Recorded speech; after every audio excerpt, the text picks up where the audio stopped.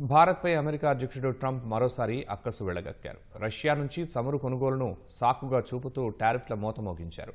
భారత్ నుంచి చేసుకునే దిగుమతులపై మొత్తంగా 50% సుంకాలు విధిస్తామని ప్రకటించారు. ఇప్పటికే ప్రకటించిన 25% సుంకాలకు తోడు పెనాల్టీ రూపంలో మరో 25% విధిస్తున్నట్లు స్పష్టం చేశారు.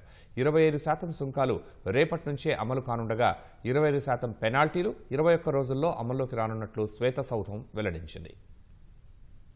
భారత్పై అమెరికా అధ్యక్షుడు డొనాల్డ్ ట్రంప్ మరోసారి సుంకాల మోత మోగించారు. ఇప్పటికే 25% కనీస సుంకాలు విధించిన ట్రంప్ తాజాగా రష్యా చమురును కొంటున్నందుకు అదనంగా మరో 25% టారిఫ్లు ప్రకటించారు.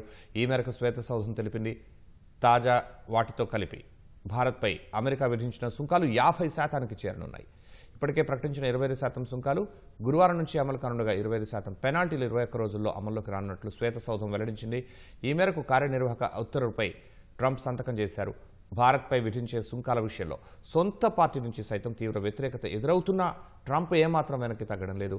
రష్యా నుంచి భారత్ కంటే చైనా చాలా ఎక్కువగా చమురు కొంటున్నా దానికి 90 రోజులు సుంకాల నుంచి విరామం ఇచ్చిన ట్రంప్ భారత్పై మాత్రం తన కఠిన వైఖరి కొనసాగిస్తున్నారు.